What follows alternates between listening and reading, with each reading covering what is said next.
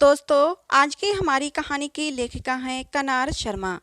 चलिए दोस्तों, कहानी शुरू करते हैं।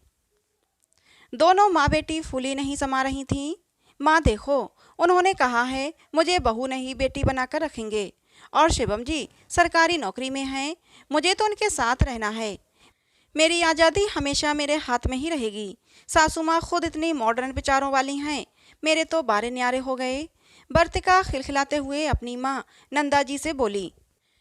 हाँ बेटा, लता जी से बात करके मेरा सारा डर खत्म हो गया। मेरी रानी बेटी राज करेगी। राज जैसे यहाँ घर में राज दुलारी बन के रहती थी, बिल्कुल वैसे ही ससुराल में रहेगी। एक लंबी सांस लेते हुए बोल रही थी वह। अरे बहू, तुम क्या आंखें फाड़ फाड़ के नजर लगाने में लगी हो? फटाफट दाल पीसो, करारे करारे मंगोड़ी निकालनी है।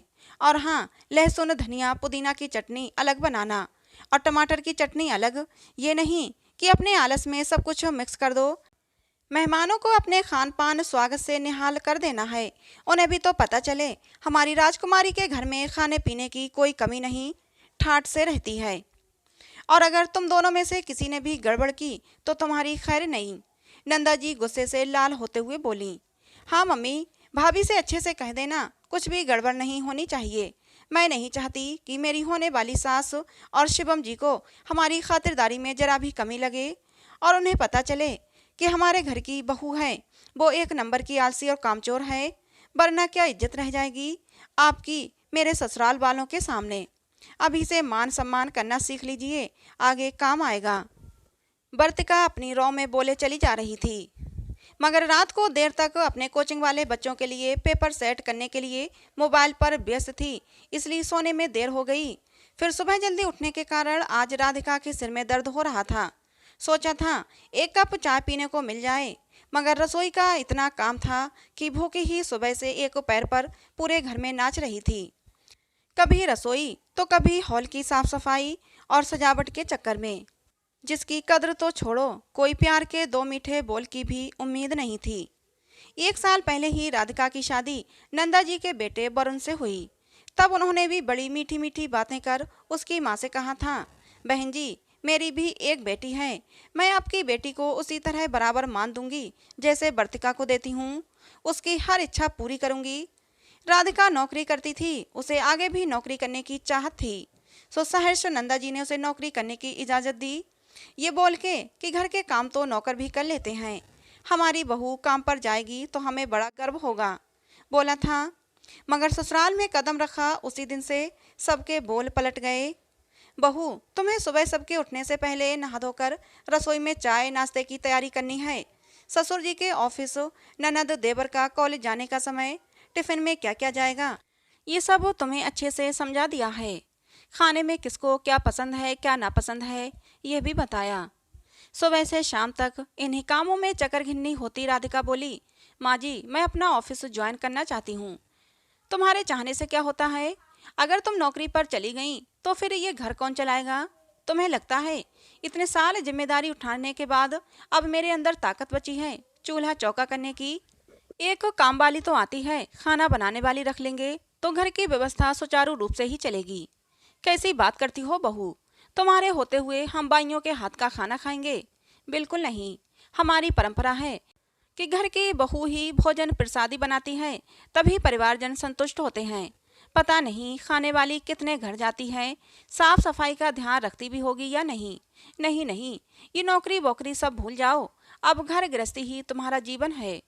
और जितना जल्दी हो सके हमें पोते का मुंह दिखाओ। पति शहर से बाहर रहते थे, 15 दिन में घर आते थे। यही बात जब उसने वरुण से बोली तो वह बोला, अरे कुछ दिनों की बात है, माँ जैसा कहती है वैसा करो, फिर मैं कुछ भी करके तुम्हें अपने साथ ले जाऊंगा। फिर जो चाहे करना, मेरी तरफ से कोई रोक टोक नहीं है। मगर तुम्हें मेरी माँ का मान तो रखना ही होगा, आखिर उन्होंने मेरे लिए बहुत कुछ किया है। धीरे धीरे करके महीने साल में बदल गए, मगर वह वरुण अपनी माँ को नहीं बना पाया। हर बार नंदा जी ने नया बहाना बनाकर राधिका को घर में ही रोक कर रखा। इस बार तो ननद की शादी का बहाना बनाया गया, जबकि उसकी राय किसी भी बात में नहीं ली जाती थी। घर में उसकी जगह सिर्फ सबके इशारों पर नाचने वाली कठपुतली से ज्यादा कुछ और नहीं थी। मगर इन सब के बीच में उसने हार नहीं मानी, ऑनलाइन ट्यूशन चालू की। जो उसके जख्मों पर मरहम लगाने का काम करती थी। खैर, बड़ी धूमधाम से शादी हुई, मगर धीरे धीरे माँ बेटी और बेटे की चेहरे की हवाइयाँ उड़ने लगीं। वर्तिका का मायके आना ना के बराबर होता था। तकरीबन 8 महीने बाद लता जी ने अपने बेटे के प्रमोशन की खुशी में पार्टी रखी। सभी घर पहुंचे तो देखा वर्तिका पूरा समय रिश्तेदार और मेहमानों की खातिरदारी में लगी थी।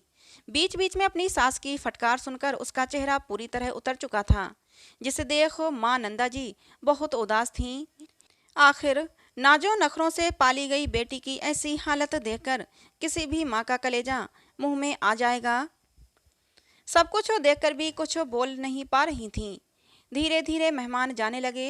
अंत में नंदा जी ने भी जाने की इजाज़त मांगी तो वर्तिका बोली, माँ थोड़ी देर और रुक जाइए, आपसे तो कुछ बात हो ही नहीं पाई। इतना सुनते ही लता जी के कान खड़े हो गए। वह बोली, क्यों भाई, हमारे घर में तुम्हें कष्ट है जो अपने मायके वालों को रो रो कर बताना चाहती हो। लता जी का दोगला व्यवहार सबके सामने आ चुका था। उन्होंने इतने महीने में वर्तिका को बहुत परेशान किया, यहाँ तक कि घर के नौकरों को भी नौकरी से निकाल दिया। जब उसने पति के साथ जाने की बात कही तो अनगिनत बहाना बनाकर उसे रोक लिया गया। कुल मिलाकर जो कुछ भी माँ बेटी ने राधिका के साथ किया था, वैसा ही कुछ आज वर्तिका के साथ हो रहा था। तभी अचानक, आंटी जी, ये आपने अच्छा नहीं किया। आपने तो सबके सामने कहा था कि आप अपनी बहू को बेटी बनाकर रखेंगे, बराबरी का दर्जा देंगी। ऐसे ख्याल रखा आपने दीदी का। उनकी हालत तो देखिए कितनी कमजोर लग रही हैं। शिवम जीजा जी की भी पोस्टिंग दूरस्थ इलाकों में होती है, उन्हें आने में महीने लग जाते हैं। कायदे से आपको दीदी को जीजा जी के साथ भेज देना चाहिए, मगर आपसे वह भी नहीं हुआ। बस अब आप मेरे एक सवाल का जवाब दीजिए कि आपने अपने बेटे की शादी सिर्फ अपने घर की बहू लाने के लिए की थी कि आपके घर में पति पत्नी को साथ रहने का कोई अधिकार नहीं है? अगर ऐसा है तो ये बात तो आपको हमें पहले ही बता देना चाहिए थी, ताकि हम वर्तिका दीदी की शादी कहीं और अच्छी जगह पूछ तलाश करके करते, जहां पति पत्नी कम से कम एक साथ तो रह सकते थे। राधिका का सवाल सुनकर पूरे हॉल में सन्नाटा छा गया, मगर लता जी भी इतनी आसानी से अपनी गलती कहाँ मानने वाली थीं। सो बोली, हद करती हो राधिका बहू, आखिर तुम भी तो पढ़ी लिखी हो, मगर घर गृहस्थी में डूब गई हो। कौन सा तुम्हारी सास तुम्हें नौकरी करने दे रही है, और तो और पति के साथ जाने भी नहीं देती, फिर तुम क्यों अपनी ननद की तरफदारी में लगी हो? भला मैंने कौन सा नया काम कर दिया? हर सास को अपनी बहू की चाहत होती है। पूरी जिंदगी हमने काम करते हुए निकाल दी, अब हमें भी तो सेवा का मौका मिलना चाहिए कि नहीं? आपने बिना कुछ जाने मेरी तुलना दीदी से कैसे की? मुझे मेरे ससुराल में कोई कमी नहीं। शादी के पहले मैं नौकरी करती थी, मगर उसके बाद मैंने नौकरी से ब्रेक लिया है ताकि मैं घर में अच्छे से रच बस सकूं। उसमें भी मैं ऑनलाइन ट्यूशन पढ़ाती हूँ। मेरी सास को इस बात से कोई एतराज नहीं। और रही बात विपुल जी की, तो उन्होंने अपने ट्रांसफ़र के लिए पूरा जोर लगा रखा है। वे चाहते हैं कि इस उम्र में अपने माता पिता की देखभाल की जाए। अगर हम लोग घर से चले गए तो मम्मी पापा जी का क्या होगा? मगर आपने तो हमारी हर बात का गलत मतलब निकाल लिया। ये आपने बिल्कुल ठीक नहीं किया। राधिका की बात से पूरा मामला ही पलट गया। सबके सामने लता जी नजरें झुकाकर खड़ी थीं, तो दूसरी तरफ सास नंदा जी, ननद वर्तिका, पति विपुल भी कुछ कम शर्मिंदा नहीं थे। माना बहू ने उनकी तरफदारी की थी, मगर ईश्वर गवाह था कि उन्होंने ऐसी सोच अपनी बहू बेटे के लिए कभी नहीं रखी थी। मगर आज एक बहू ने पूरे समाज के सामने अपने ससुराल की इज्जत को 4 गुना बढ़ा दिया था। नंदा जी ने अगले ही दिन अपने बेटे के साथ बहू को भी उसके कार्यस्थल पर विदा कर दिया। उधर समधन को भी अपनी गलती का एहसास था। उन्होंने वर्तिका को शिवम के साथ रहने भेज दिया और नौकरी पर लगी पाबंदी को हटा दिया। राधिका को घर के फैसलों में विपुल के बराबर भागीदारी मिलने लगी। साथ में ननद भाभी के रिश्तों में काफी मधुरता आ चुकी थी। सही मायनों में अब दोनों घरों में बेटा और बहू सभी को बराबरी का दर्जा मिल गया था। दोस्तों, आपने सुना होगा, हाथी के दांत खाने के और दिखाने के कोई और होते हैं। बस कुछ ऐसा ही हमारी कहानी में था, जहां सास कहती कुछ और है मगर उन्हें करना कुछ और होता है। मगर यहाँ बहू की सकारात्मकता ने पूरी बाजी को ही पलट डाला।